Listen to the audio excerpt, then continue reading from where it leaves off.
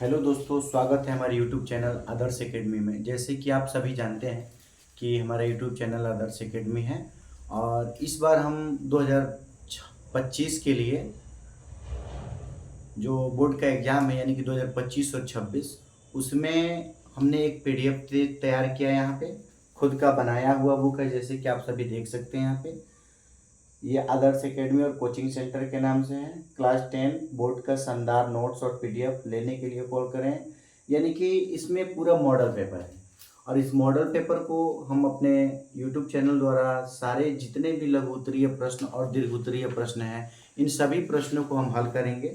तो आइए चलिए हम लोग पहला प्रश्न लघु उत्तरीय का, जैसे कि पहला चैप्टर हमारा वास्तविक संख्या जिसे रियल नंबर अंग्रेजी में बोलते हैं, और लघु उत्तरीय प्रश्न इसमें 5 है जो एग्जाम से बिल्कुल रिलेटेड है और इसमें से 2 नंबर का जो है कि एग्जाम में पूरी तरीके से लड़ जाएगा और उसके बाद से हम लोग इसमें दीर्घ उत्तरीय प्रश्न भी हल करेंगे। आइए आइए तो सबसे पहले हम लोग हल करते हैं इस प्रश्न को कि यूक्लिड विभाजन एल्गोरिथ्म का प्रयोग करके 148 और 185 का एचसीएफ ज्ञात करना यानी मसह ज्ञात करना है।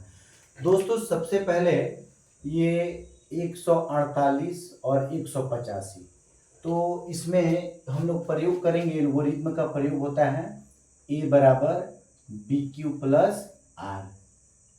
इसी सूत्र का प्रयोग हमें करना है और क्वेश्चन को हल करना है। चलिए जो सबसे बड़ा वैल्यू है उसको लिखते हैं 185 और छोटे वाले को 148।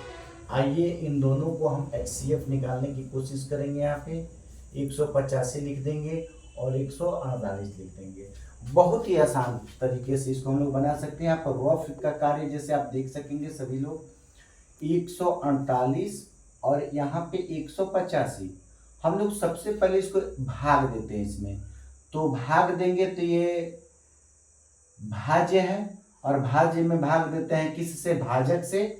तो एक बार में हम लोग के लिए चलेंगे तो 148 से कम 148, 15 में से 8 गया 7, ये 7 में से 4 गया, आपका हो गया 3 और ये एक एक कट गया। जितना बचा है उसको हम लोग यहाँ घुमा देंगे और 148 यहाँ उतार देंगे।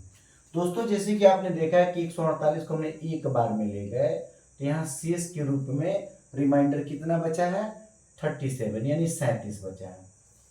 अब जो है कि 148 हम यहाँ उतार देंगे। ठीक, जो यहाँ पे 148 से उसको उतार देना है और 148 में भाग देना है 37 से, तो फिर हम यहाँ 37 लिख देंगे और कितने बार में चला जाएगा, 3 टर्म में ले चलते हैं। 3 बार में 7 त्रिक 21, 2 3 त्रिक 9 तो 11, 100 हो गए 11 और ये बचा 7, आपका ये बचा 3 और ये कैंसिल।